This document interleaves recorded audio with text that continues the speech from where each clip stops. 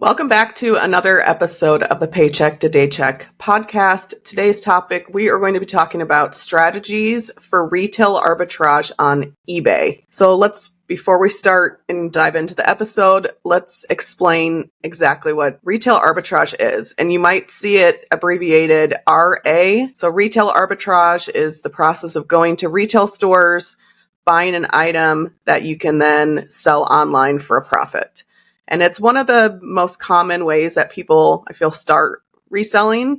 I know we talk a lot about going to like Goodwill and thrift stores and garage sales and places like that. But retail stores are still a very big place or opportunity to buy items to sell online. And some people have asked in the Facebook group, how do you even know what to buy in the store?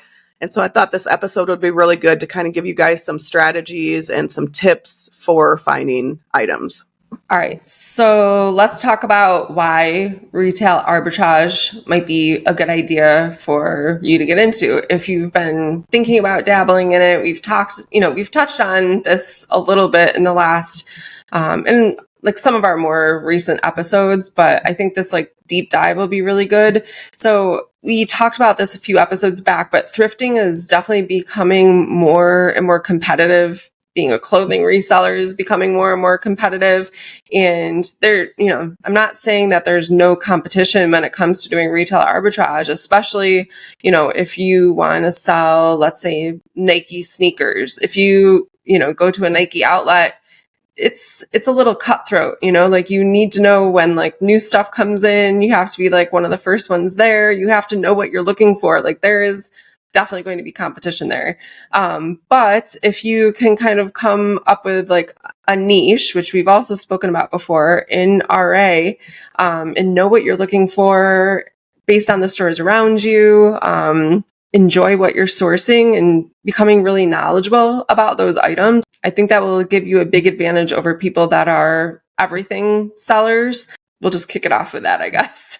Yeah, and going back to the finding a niche or doing the Nike outlet, you have to find what's going to work for you. And we've mentioned it before where a lot of this could depend on where you live. If you are finding that thrifting is just not giving you the right inventory that you need, or you can't find profitable things to sell, then it's time to pivot. It's time to look at other opportunities. Our friend Josh that we had on the podcast, Oblivious Kicks, his primary source was retail arbitrage, but going to the Nike outlets.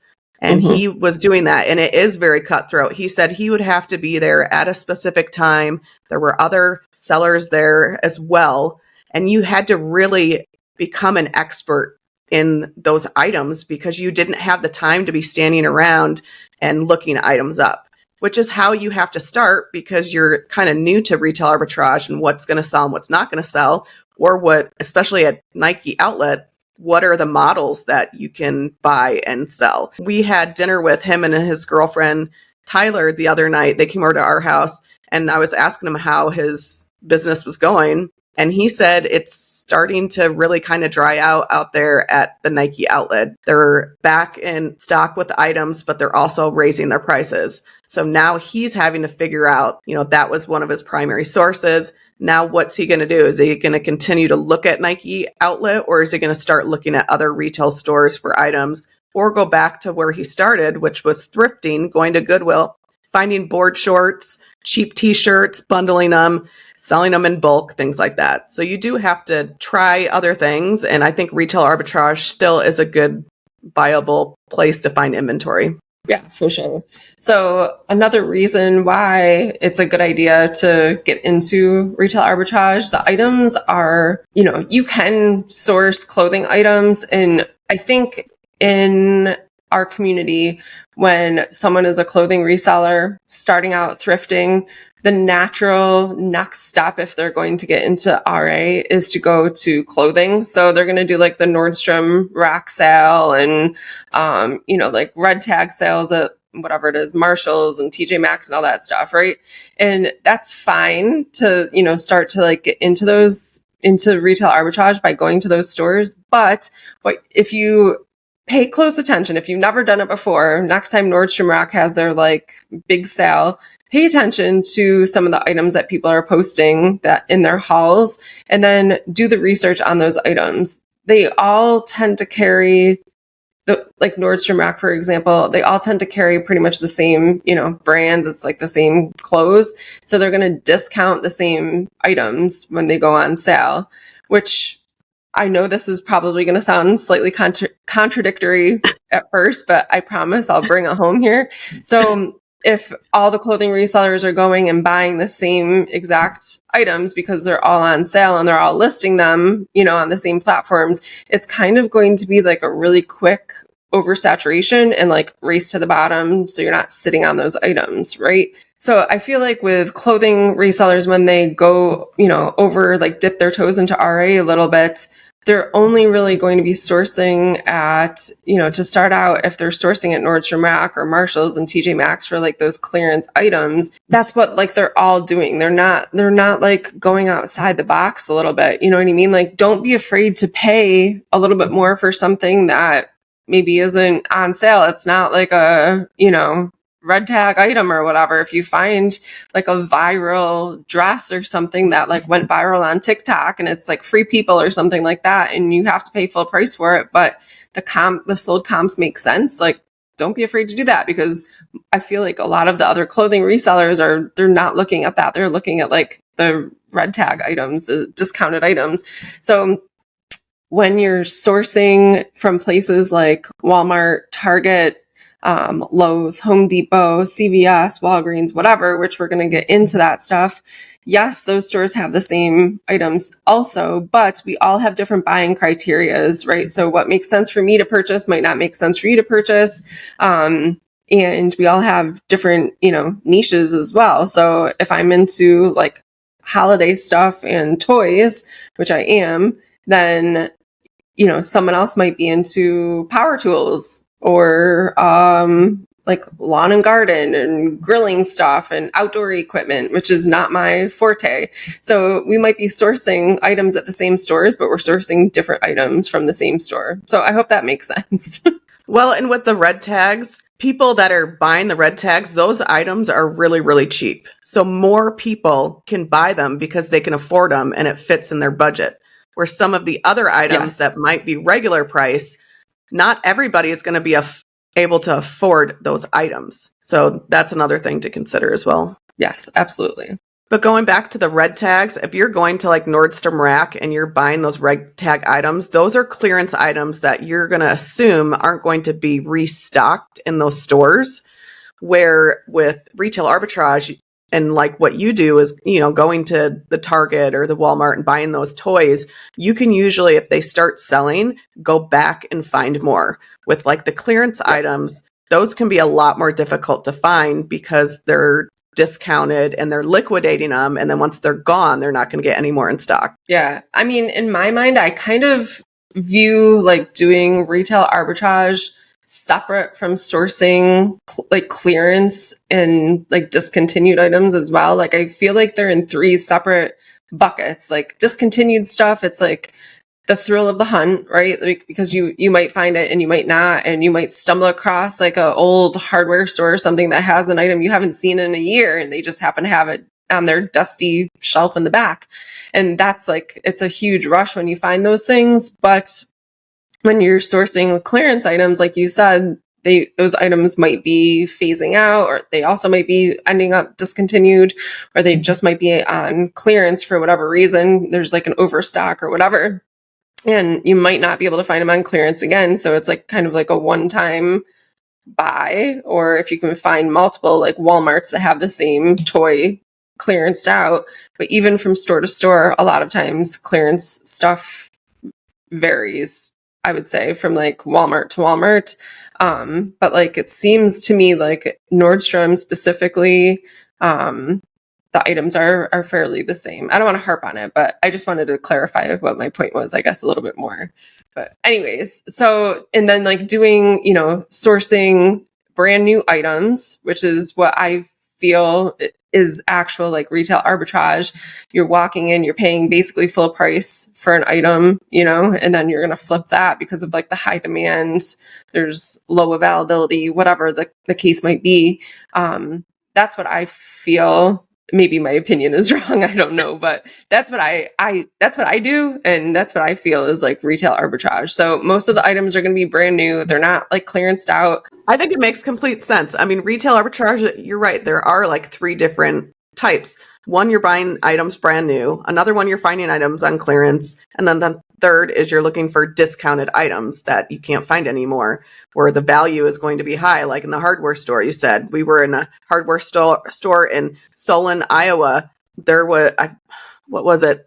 Some sort of stain that the color was discontinued, and we ended up buying it for like $5, and it sold for, I want to say, $45.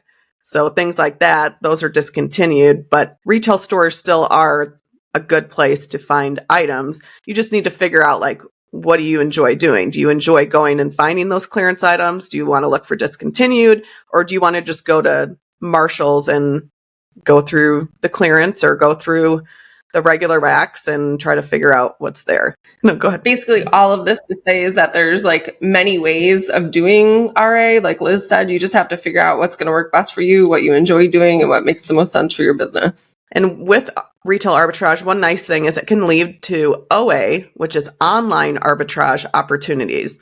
So sometimes the items that you can find in store, you can then go to your computer, check other stores in the area, or even just other stores online and see if you can find them online, which is nice because the goal is to find these items where you can find a good amount of them. And you still want to, even if you're like that Cocomelon, example that you talked about previously, you went and you knew that item was selling and it was a hot item and it was selling fast. So you were trying to locate that item wherever you could. Sometimes you can go on to like walmart.com and then put in that item and search all the stores around you and get an idea of which ones are carrying it. Or you could buy it online and then order it to be picked up in the store. So that doing retail arbitrage and going out there, you really have to put the time in, but it can also lead to really good opportunities. Yeah, if you find a good item that is consistently profitable for you, if let's say that item is at Walmart, then I don't need to, especially if you live kind of like a distance from your local stores, you don't need to continue to drive to that Walmart to buy the items. You can just place an online order and have it shipped to your house. Most stores have, if you spend over whatever, $35, $50, the shipping's free. So why not save your time and your gas money, and just have it shipped to your house if you're going to continue to sell that item, if it's going to continue to be profitable for you. So yeah, it makes sense. Getting into RA could lead into like OA opportunities, like you said. All right. And then the last, kind of point that we wanted to make about why RA is good to get into is that the opportunities are honestly just endless. You can walk into pretty much any single retail store anywhere and find something that is worth reselling if you spend enough time and have the patience to look for it. And that, it might take you an hour to find something, but once you are used to finding profitable items, it takes less and less time to like walk in sort of blindly and be able to find those items. You kind of just get like a sixth sense for something that might end up being profitable. So if I go into my grocery store, usually I'm looking for, there's a couple items that I have in the back of my head. And if I see something that's similar to those items, I'm going to look it up and see, oh, well, I haven't seen this before. I'm going to check it out. Maybe this will be profitable too. And I can't tell you how many times that has led to me finding a new product that I can add to like my replenishable item list for selling on eBay. One of the things I hear in the community, though, with retail arbitrage is how time consuming it is, because it really is. But then in another sense, it's not. I approach it kind of like you do. I mean, I'm going to the stores anyway. I'm going to a grocery store. I'm probably going to go to Ross to find stuff. As long as I'm there, why don't I look around and try to find something that I can resell? So I think if you approach it that way, but then there's some people where they feel like, well, that's just a waste of time because you're spending the gas to get there and, the time sourcing. It's your opinion, what you want to do, what you want to spend your time doing. There's not enough time in one day to go around to every single store, but I'd rather go out and spend 2 hours going out and, whether that's going to Goodwill or going to Ross and Marshall's, I'd rather spend that 2 hours doing that than 2 hours doing something that's not going to make me money. Right. Yeah. And, if you're sourcing as a reseller, you're going to be spending that time sourcing anyways. You know what I mean? So if it's a toss up for you between like, I could spend 2 hours at the bins sourcing and that's what I'm used to. Maybe you just spend an hour at the bins and then go to Walmart and look up items for the second hour, or whatever store is closest to you. Just so you're not feeling like you're wasting an entire sourcing day that you have available to you. Split it in half, so then you can get more comfortable going into retail stores. I know that there's some people that I've spoken to in the community that are interested in doing this, but they're nervous to like go into the stores and they feel like the employees are watching them and all this stuff. And we're going to get into a couple strategies on that as well. Like, don't be nervous. Most of the stores and most of the employees, they literally don't care. We're going to get into this in more detail, but the more that you do it, like the first time that you went into a Goodwill or Salvation Army or whatever, you're probably a little nervous, like, oh my God, are they going to kick me out for like looking up comps? No, they literally just do not care. So don't be nervous, go in, like, do your thing and try to find something. It's just, the more you do it, the more comfortable you're going to be. Yeah. And with anything, you just have to get that experience. You have to keep doing something. You have to keep grinding at it. Definitely don't give up. Just try it and go out there. And, you might, if you're listening, you might actually really enjoy that and be like, man, where has this been all my life? Like, why did I start with thrifting? But you just have to go out there and do it. So let's get into then some strategies for making the most with retail arbitrage. So some of the tips that I know Ashley and I use or have for you guys, and hopefully it'll help you out. But the first one, when I first started going into stores, it felt so foreign and awkward to me. I didn't know what to do. I would stand there and I would be scanning an item and then I'd be looking around like, okay, who else is another reseller? Is that employee going to tell me I can't scan in the store? Am I allowed to scan in the store? Are the cameras watching me? Are they following me around? Like, there was just like that big awkwardness and uncomfortableness. But the more I went in there and the more I did it, the more I realized nobody is even paying attention at all. Like, nobody cares what I'm doing. You have to have that attitude going into it. Yeah, for sure. The next tip that we have for you is to search what stores are closest to you. And once you learn what the good, stores are that are near you that make the most sense for you to source at, you're going to learn when they get their inventory, if their managers are good at putting stuff out in a timely manner, and also which ones aren't as picked through by other resellers that are also doing RA.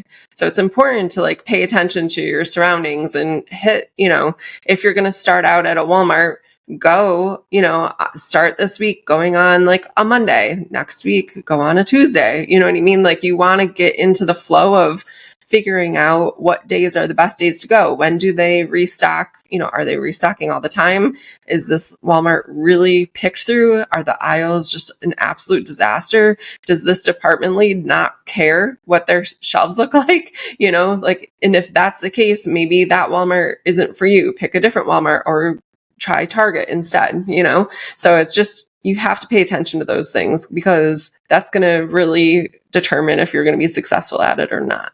And one thing I realized when we were RVing was we went to different parts of the country, how many different retail stores are out there. And a lot depend on your area. Like, you might live in an area and you're like, wow, I never realized that there was this store here.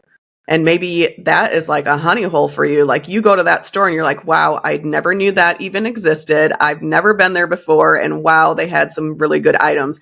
And that actually happened to us. I know a popular place, I believe in Texas, is the Discount Grocers, I think it is. It's the name of a grocery outlet. It's grocery outlet.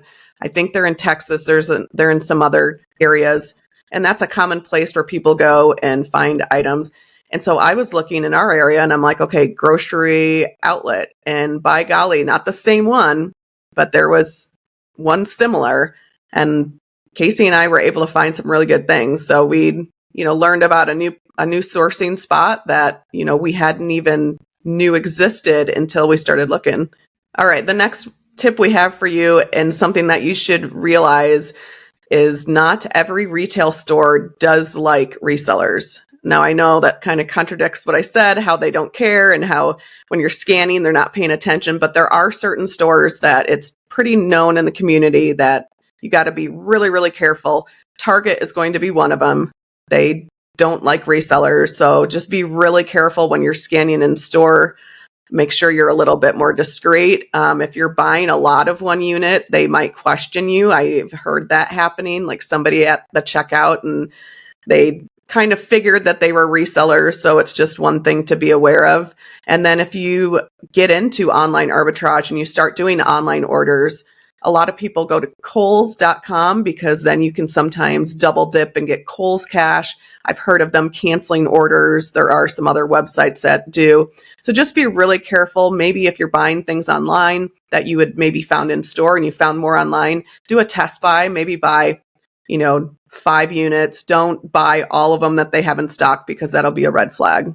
Yeah, there's definitely little tips and stuff. I source at Target multiple times a week and I've never gotten caught and I haven't gotten blacklisted from them yet. Fingers crossed. But I always use self-checkout. I never use my red card. I try to pay in cash as often as I can. What else do I do? I don't scan the items in Target. I rarely scan anything anymore. I'm always typing it into the barcode. It takes a little bit longer, but I feel like the results are better. So it looks less obvious. It looks like I'm texting instead of, and I'm not like holding it up like, oh, what is this thing called? And, like make it look a little discreet, like not super obvious what you're doing. And I won't do that if there's an employee that's also in the aisle with me. Like I will take a picture of something that I'm interested in.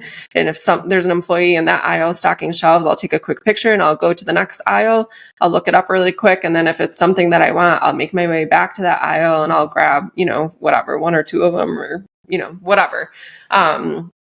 If someone asks, I just, I'm buying for my nieces and nephews and my friend's son is really into dinosaurs right now. And so, or Christmas shopping early or whatever the case might be. His birthday's around the corner.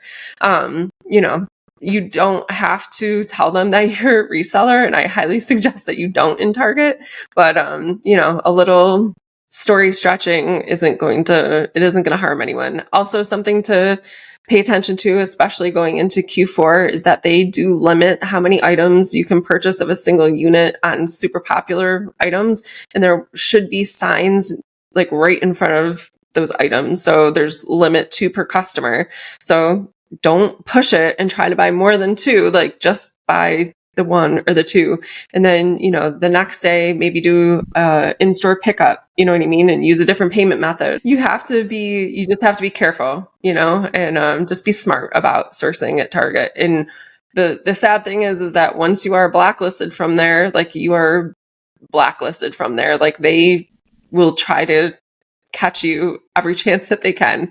So it's really important if this is something that you want to do seriously.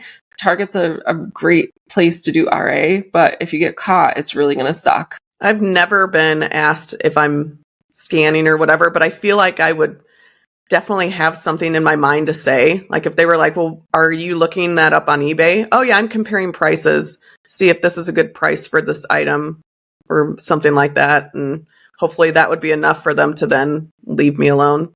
But I do agree. Yeah. I wouldn't go all out and get a cart full of like one item because like, hello, like that is a huge red flag to them. And they're going to be like, what do you need all those items for?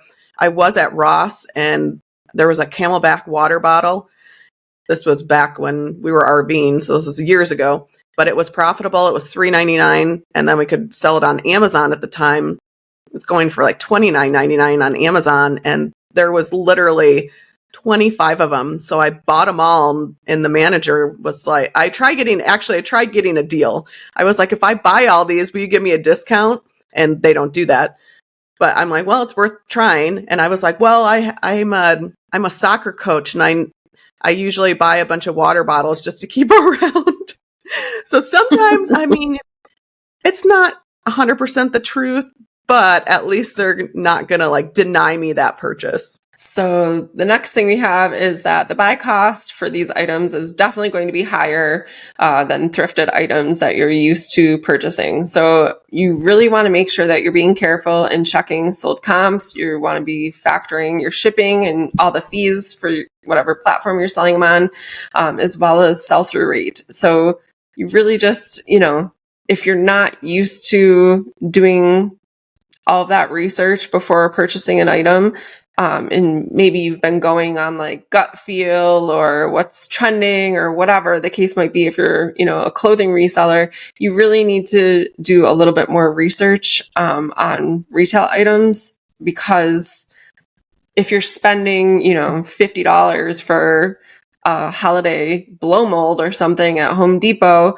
it's a lot different than you spending, $7.99 on a pair of jeans from Salvation Army. So a lot of people that are getting into RA, they might have a smaller budget for spending on these items. They, let's be honest, most of us don't have a huge nest egg of money that we are just free to do whatever we want with. We have to be a little bit careful with what we're spending our money on. So making sure that you're making good decisions is definitely important. Otherwise, you're going to make bad buys, and then you're going to get frustrated, and you're going to get stuck with inventory that you have no idea what to do with, and you're going to have to liquidate it somehow just to hopefully make a fraction of your money back. So it's very important to get good at looking up sold comps, calculating sell-through rate, and making sure that it matches your buying criteria, and be very strict with that and don't deviate from it. No matter how hyped up you might be about something, how excited you might be about finding an item, if it doesn't match your buying criteria, don't purchase it. And if you're in the store and you are looking up the sell-through rate, another thing you can do is use an eBay calculator. I know I've done that a lot with retail arbitrage items, because that buy cost is so much higher than thrifted items, that I'll go to, you can just Google eBay calculator and find one to use. Or you can put in, your buy cost of that item, how much an estimate of how much shipping will be. If you have a basic store or a starter store, it'll calculate kind of the fees discount that you'll get or what the fees will be. And then it will give you a really good idea of if that item will be profitable or not. So I think with retail arbitrage, it's even more important to be checking sold comps, and then also checking an eBay calculator so you get an idea if that item will profit. All right, the next tip we have for you, which this is exactly how Ashley and I met, was in a leads group. But if you are just beginning and you maybe don't want to spend all that time going out and finding those items, and you don't have that time, and that's okay, because some people have a lot of time to go out and do it, and other people, they'd rather spend their time with their family on the weekends. But a leads group or a leads list is still a good way to start. I am so happy that we joined the leads group, because that is how I learned how to find items. So now I have that knowledge to where I don't need that anymore. There might be a time where, it's Q4 and maybe I want to go out and buy some holiday items and I don't know where to look, or I don't have the time. If you purchase those, the people that are doing them have already put in that time and effort to go out and find those items for you. So when you get a leads list, you can then just take the time going through and making sure that item is going to fit your buying criteria and it's going to work for you, or if it's going to be an item that you're going to be able to find in your area. Yeah, for sure. And I will say that, if you're going to invest in a leads list, you touched on it, but just make sure that, when we first joined the group, I was very excited about stepping into retail arbitrage and online arbitrage. I had just been doing thrifting, and I talked about this before. So it was really easy for me to feel like the FOMO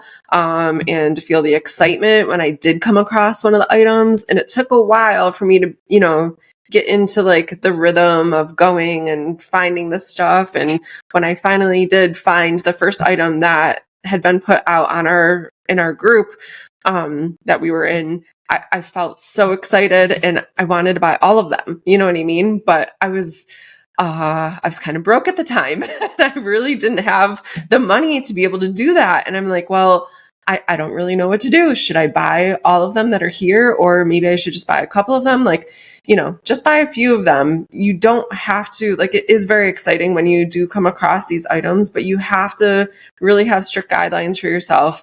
And if it doesn't fit, maybe there's a lead on there that the buy cost is $125 for one of these items, but it's reselling for, $400. And that's a great profit. But if you don't have the initial $125 to invest in it, please don't buy that item. You know what I mean? Look for something that has a lower buy cost. You know what I mean? Stick to like the $20, $25 items. And then you can buy two of them and flip them and see how that goes and snowball, build your money up. So you do have a little bit more money to invest in some of the higher ticket items eventually. So that's my advice. When you get leads, do your own research. I think that was one thing that it took me a while to realize, that not all the leads were ones that were going to profit enough for me, because everybody is different. Mm-hmm. So the person putting out the leads, they could have been like, well, I'm okay with spending $50 to sell a $75 item, where I'm like, that sounds ridiculous. Like, I'm not willing to do that. So just because you join a leads group or get a leads list, don't just get all excited and go out and buy every single item on that list. It needs to fit your buying criteria. So that's just some advice. And another point with, if you choose to invest in a leads group or a leads list, I would say what is really important to me, if I were to join another one, would be there should be limitations. I feel like one of the things I saw was the more people they would have buying those lists, or more people that would join the group, is when I found the items getting saturated faster. Who knows what the reason for that would have been? Was I buying the same type of items as everyone else in the group? Was somebody in the group leaking those leads? Which, I mean, that sometimes happens. So I really think being safe and doing your research on who you're buying that stuff from or investing in, because it is an investment. Like, you're investing in your business, and you're hoping that by investing, it's going to turn a profit, and you're going to find items to resell and to profit on. All right. So another RA tip that we have for you guys is to make sure that when you are going into the stores to do some sourcing, make sure that you're polite to people. So of course, the department heads they should at least want to sell the items that are on their shelves. So again, most employees, most department heads, they're not going to care that you're a reseller unless you're a Target, and they just want to move their inventory. So just be nice to them, be helpful. If if you're looking at an item right here on the shelf and you notice that there's one of them like over here, just like, sorry, I just hit my mic, but just move it back to the right spot. If you see that they're stocking shelves, maybe like don't get in their way right at that particular moment. Don't make a mess, put things back in their proper place. If you pick up a couple items and you have them in your cart and then you decide against them, don't just leave them in random spots throughout the store. Just make sure you do the right thing and go and put them back. This is the stuff that's going to help you build relationships with the people that are going to have the information that you really are going to start wanting if you get into retail arbitrage. So I knew a couple people. Let's talk about like back when CoComelon was a huge thing. So the reason I was able to get so many of those CoComelon dolls is because I built relationships with the people in the stores that were selling these dolls. So Walmart's and Targets specifically. So there was one girl who was like a stalker at Target who she really didn't care I think she kind of knew that I was a reseller. I didn't flat out tell her, but she knew that I was looking for a couple of the dolls. I told her that, you know, a couple of my girlfriends had kids and it's like the hot toy, right? So she had my number and she texted me and I was able to go. I only bought like, I think 3 from them at that point. I did not clear the shelf at this Target because I also didn't want to like raise any red flags, right? So at a Walmart though, near my hometown, there's a guy that I went to high school with who works at that Walmart. And I'm like, listen, so-and-so, this is the deal. I'm looking for a bunch of these. Are you at work? Would you be able to double check? Because it was like a 25-minute drive from my parents' house to this Walmart.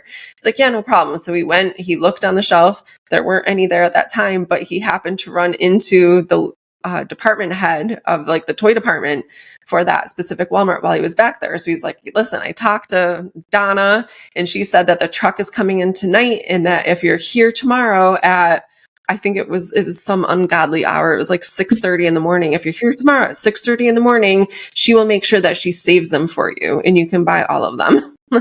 Okay. There were some like 35, 40 Cocomelon dolls that were delivered. And I got there right when I was supposed to. I walk in and I think it was actually Black Friday. So I was there bright and early with all the other crazy people. Walk back to the toy department and I'm like hanging out, trying to figure out who Donna is. And I finally come across an employee. So I asked to speak to Donna. She comes out. She introduces herself. We're talking for a few minutes. She's like, oh yeah, I've got them stashed in the back for you. Where do you want them? I'm like, well, how many are there? So she tells me, I'm like, all right, I'm not going to buy all of them. So I think I left, I don't know, like 5 or 7 or something like that. Cause it is Black Friday, close to Christmas, whatever. So she loaded up my cart for me. She's like, oh, do you want the display also? Like, no, please God, no. So then I, went up to the checkout. She walked up there with me to let them know like what was going on. I did the self-checkout. She told the lady how many there were. So they just put the number in and I paid and I left and that was it. So loaded them up in the trunk and went back to my parents' house. So it pays to like be nice to people. I've also gotten gift cards for employees before at different stores that have helped me, and it just builds that relationship. So now if they know that I'm looking for something specific and that they happen to see that, they're going to call me, they're going to text me, they're going to let me know that it comes in, especially this time of year, because I think there's a lot of, everyone's rushing around. No one is thinking about anyone but themselves. There's a lot of rude people out there. Since the pandemic, I feel like just like everything has changed so much, so if we're just a little bit nicer to people, they're going to be much more nice to us and they're going to help us if we ask for it. The best thing about talking to the employees is then you kind of get an insight of like things that happen at that particular store. So I was at a Ross and there were shoes everywhere, like all on the ground. I was like picking them up because honestly, I couldn't even get through the racks. So I was picking them up and an employee thanked me. And then I had found a pair of Nike shoes and I said, hey, do you have any more of these in back? So they went in back and checked and they had another 2 pairs. So then we started talking and I was asking when they get their trucks. I was asking when they start their markdowns. So I would know like what days of the week should I be going there. So if I wouldn't have been nice and started cleaning up, they might not have taken the time to give me that information. So definitely always be nice to the employees. All right. The next thing we have for you, a tip would be very careful what you post on social media.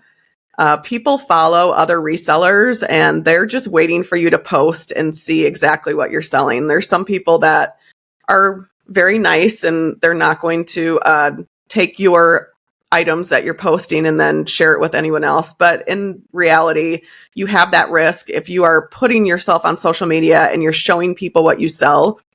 I mean, people can then start going and finding that item. And when that does and it gets shared, then you have a potential chance of that item getting saturated and then it's not of value as it was when you first found that item. So just be really careful what you post. All of that being said, the whole reason why we wanted to do this episode and give you guys some reasons why we like doing retail arbitrage, why it's been beneficial to us, and strategies on how to do retail arbitrage is because Liz and I have decided that we're going to try something a little bit new, something that we've never done before.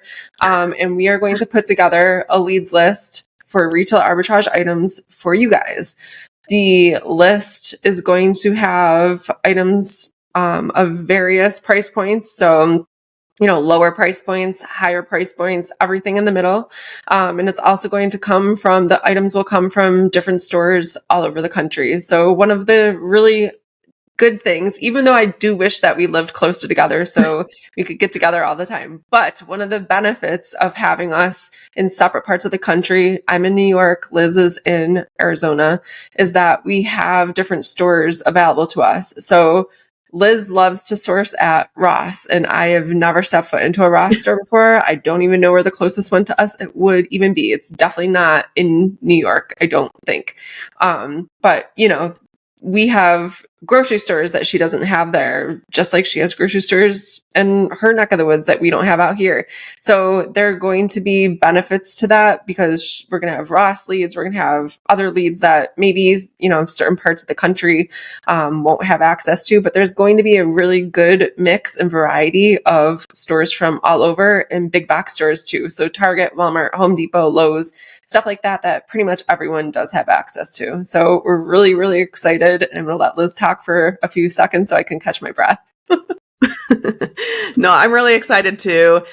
This episode, I hope, has been of really good value. And we just want to give to the community like a good list of leads, but also the support that you need when you're first starting out with doing retail arbitrage, because that was one thing that we had each other when we were in the leads group, like we could bounce ideas.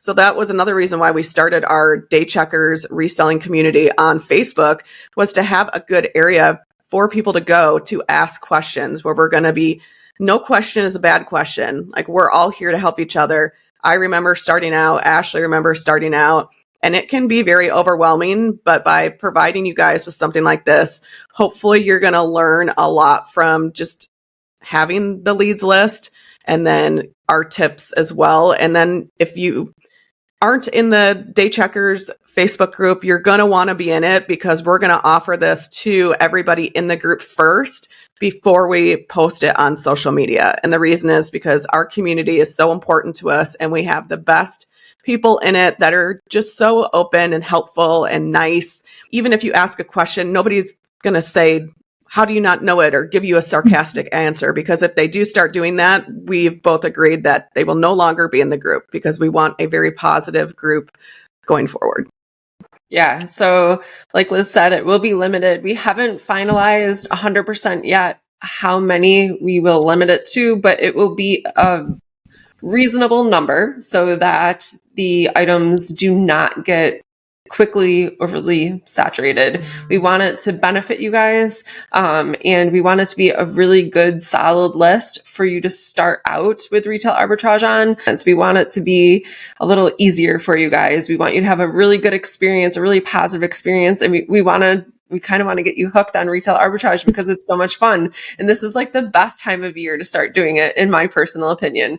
So the leads that I'm coming up with, a lot of them are like what I like to source, because that's what I enjoy looking for. So some toys are going to be on there. Some holiday items are going to be on there. It's going to be a really good list. So we're finalizing all the details. So keep your eyes out for that. Like Liz said, if you haven't joined the Daycheckers Facebook group, definitely check out the link to that below in the show notes, or if you're watching on YouTube, she'll put it in the description. We're really excited, and we hope to see you there. All right, guys, that's a wrap on today's episode. Thank you so much for listening to the Paycheck to Daycheck Reselling Podcast. Anything we mentioned in this episode will be linked down below in the show notes or description down below. Be sure to share this episode with anyone you think it will help, and follow us on social media at P2D Podcast. Thanks again for listening. Keep working towards that Daycheck.